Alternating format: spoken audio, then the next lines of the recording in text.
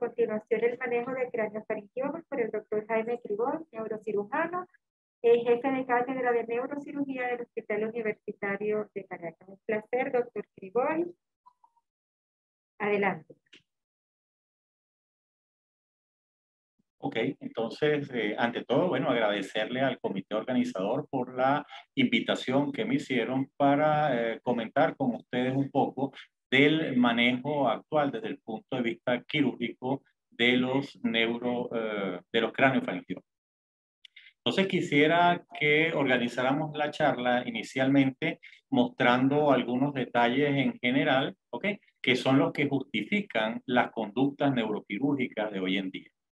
Quisiera comenzar diciéndole que es un tumor epitelial raro que deriva de los restos embrionarios del conducto cráneo-faríngeo, que no es más que una evaginación del ectodermo que va a constituir la bolsa de Rathke y la adenopipófisis primitiva.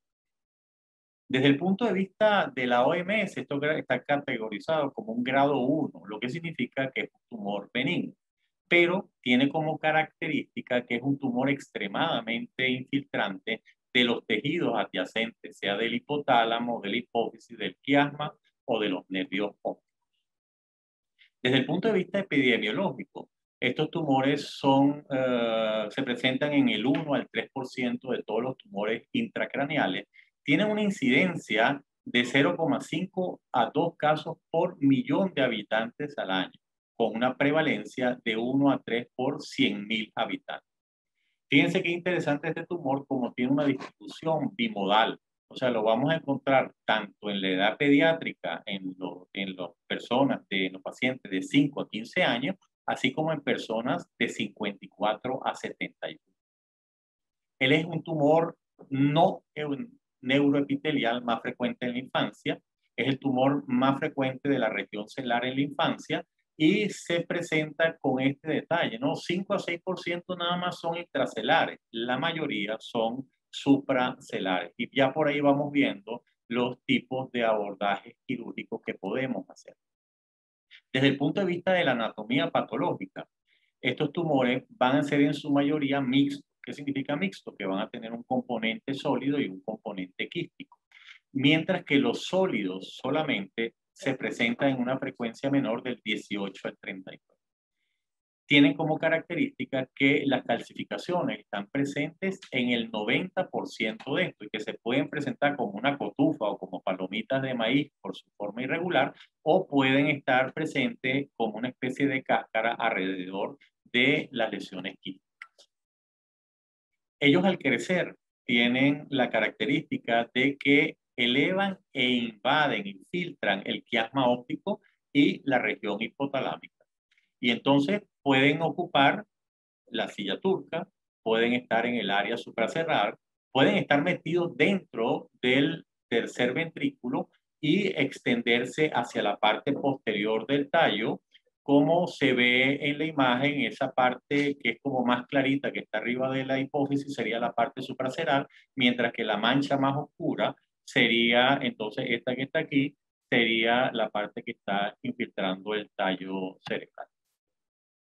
Debido a que el crecimiento de estos tumores es extremadamente lento, la sintomatología es insidiosa y va a haber como una especie de retraso en el diagnóstico, o sea que no los vamos a poder pescar chiquiticos, la mayoría ya tienen cierto tamaño y estos tumores, por el tipo de crecimiento que tienen, van a producir efecto de masa o pueden producir infiltración de los tejidos, como comentamos anteriormente, y van a producir hipertensión endocraniana. Cuando este crecimiento tumoral, sea por efecto de masa o infiltración, afecta las vías ópticas, entonces vamos a tener alteraciones en el campo visual, vamos a tener alteraciones de los movimientos oculares cuando este tumor se extienda hacia el seno cavernoso y vamos a tener disfunción en el hipotálamo y en la hipófisis, que es más frecuente en los niños porque lo vamos a notar porque hay un retraso del crecimiento y del desarrollo a diferencia de los pacientes adultos. Desde el punto de vista del diagnóstico, desde el punto de vista de las imágenes, la tomografía es bastante útil porque nos permite ver el tamaño, las relaciones anatómicas del tumor, vamos a notar también que 90% de ellos van a tener un componente quístico y 90% también van a tener calcificaciones. Así que cuando uno vea una lesión en el área celar calcificada, debe prenderse el bombillo de craniofaringioma.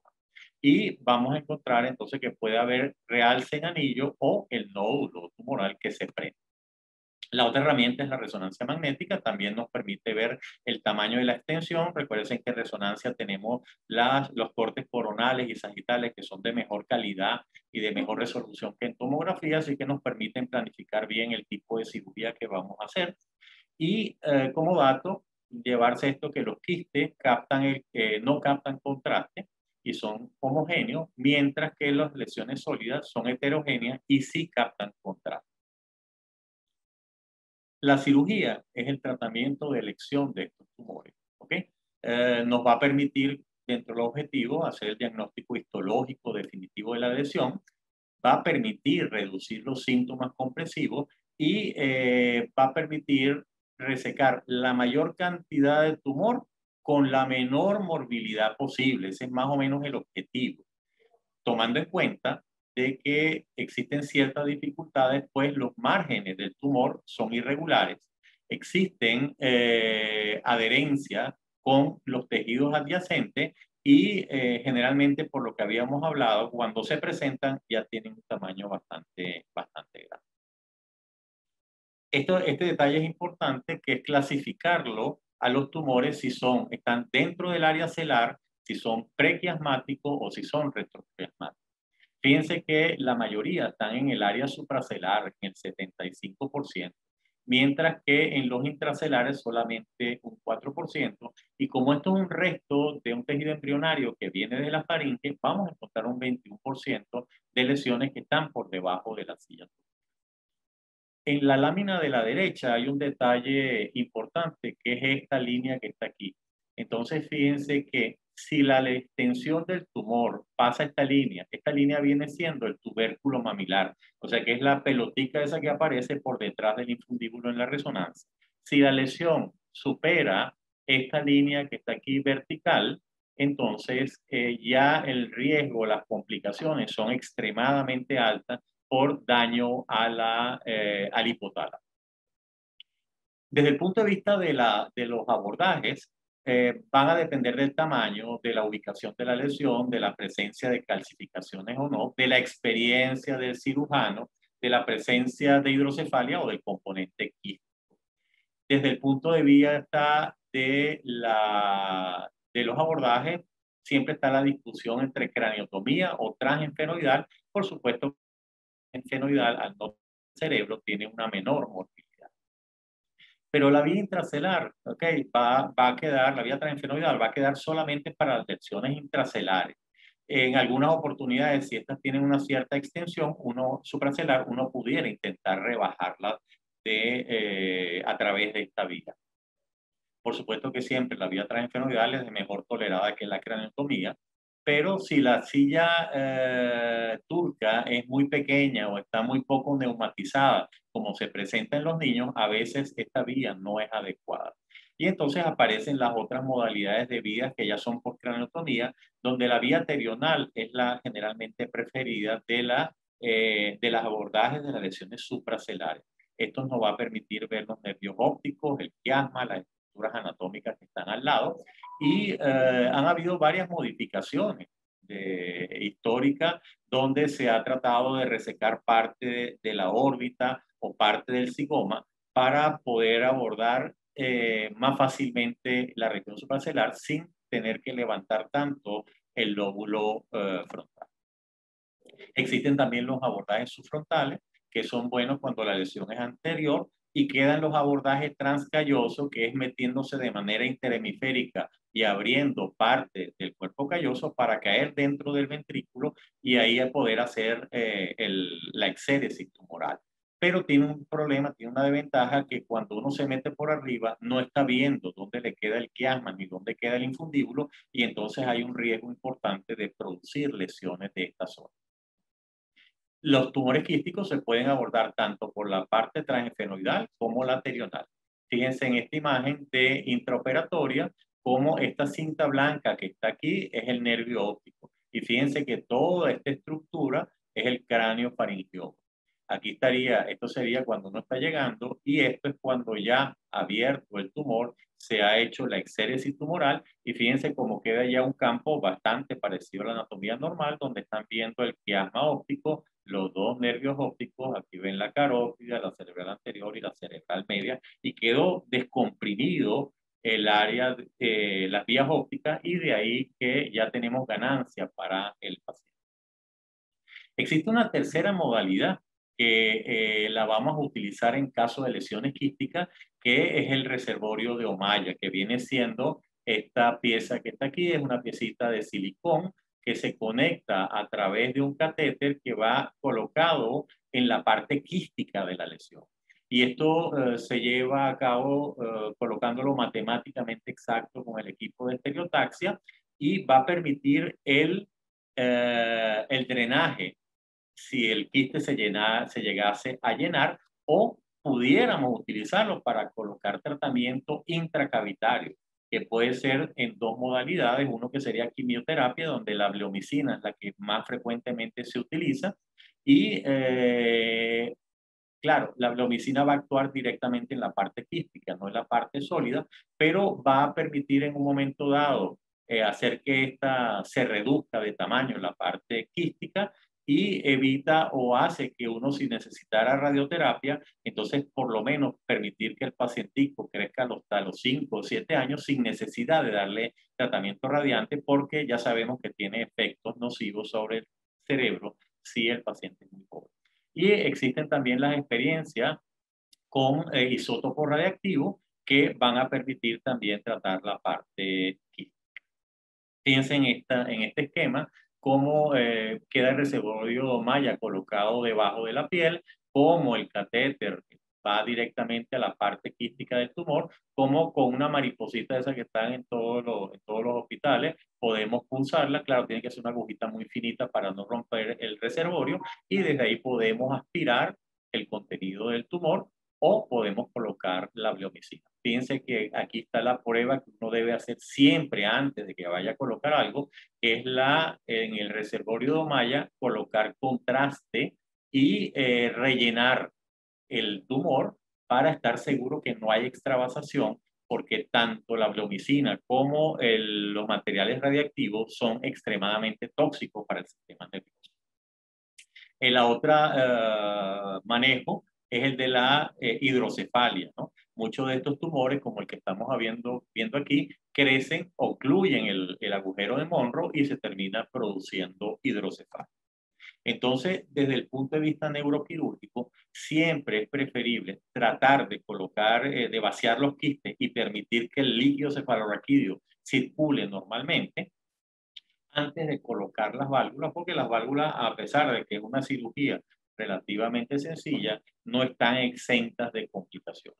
Y fíjense esto que interesante, cómo el craniofaringioma, cuando crece, ocluye los agujeros de Monro, entonces muchas veces uno se ve obligado a colocar dos sistemas de derivación, como están viendo aquí los dos catéteres ventriculares, este sería uno y este sería el otro, y miren cómo bajan aquí al abdomen, cada uno por un lado separado, para poder manejar la hidrocefalia, porque son ventrículos que están aislados de por sí.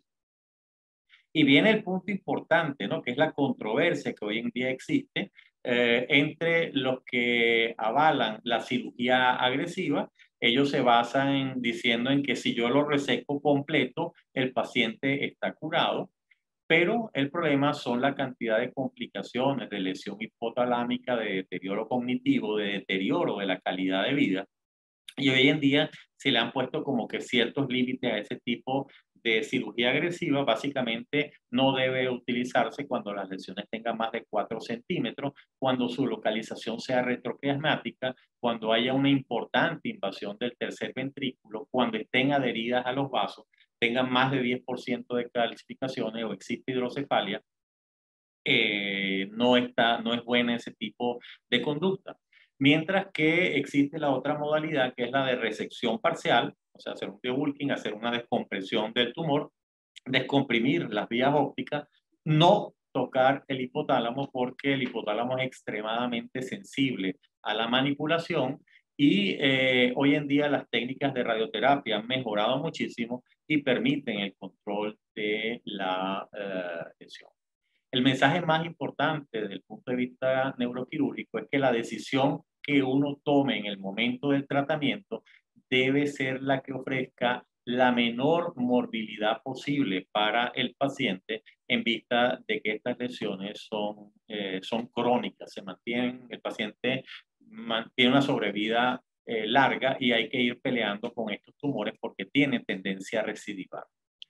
Generalmente cuando las cirugías son agresivas vas a tener déficits hormonales del 73 al 100%, vas a tener disfunciones hipotalámicas con hiperfagia, obesidad, trastorno de sed, control de temperatura, somnolencia con bastante frecuencia, vas a tener déficits visuales que pueden llegar hasta el 42% y vas a tener déficit cognitivo por estar tocando estructuras que están cerca del hipotálamo, el fornix, si te metes por vía intraventricular, que van a producir pérdida de memoria reciente, pérdida de concentración, afectación en el rendimiento escolar y pérdida de calidad de vida del paciente.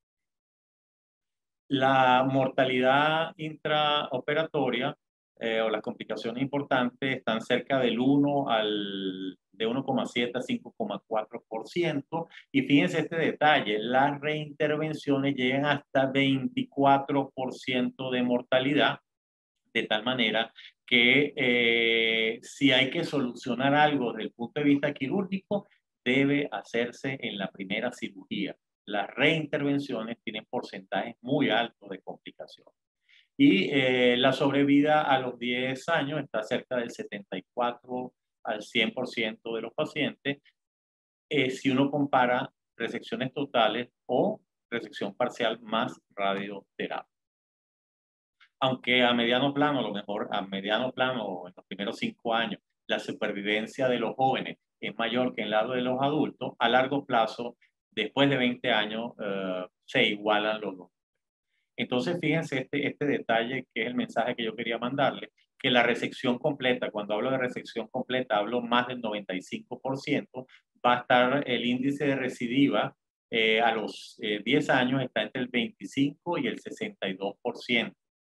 Mientras que en las resecciones parciales todos van a tener recidiva a menos que le dé radioterapia. Y fíjense qué interesante, los resultados de la cirugía agresiva son iguales que los resultados de la cirugía conservadora más radioterapia. De tal manera que se han hecho varios esquemas de tratamiento donde uno, bueno, primero si es una sospecha de un craniofaringioma y hay síntomas compresivos, entonces ver, ¿hay una parte quística o no? Si hay quística, entonces aprovecho, lo aspiro, lo descomprimo, preservo el hipotálamo, preservo las vías ópticas y si me queda algo, bueno, que sea quirúrgico y que sea accesible sin tocar lo otro, puedo tratar de resecar. Y si el tumor es sólido, bueno, vas a tener que meterte a tratar de hacer una resección parcial con biopsia y posteriormente radioterapia. Por supuesto que no es lo mismo que yo ente agresivo, trate de sacar todo y cuando estoy metido en la cirugía tengo un problema porque se me rompió un vaso importante o tengo alguna lesión importante, ya ese no se considera como resección parcial más radioterapia en el tipo de estadísticas que le estoy nombrando, sino que estoy diciendo que cuando es resección parcial es porque ya yo estoy entrando con la idea de que lo voy a hacer de esa manera.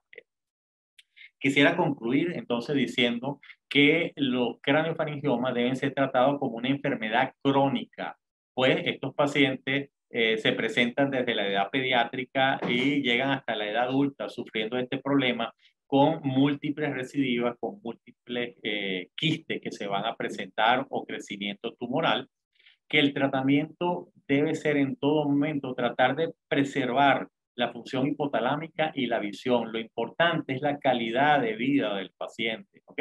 Y no el aspecto narcisista del neurocirujano de tratar de sacar la mayor cantidad de tumor, ¿ok? Lo más importante es mejorar la calidad de vida en lo posible en manos de un equipo multidisciplinario que tenga cierto grado de experiencia en el manejo de esta entidad. Muchísimas gracias por la atención.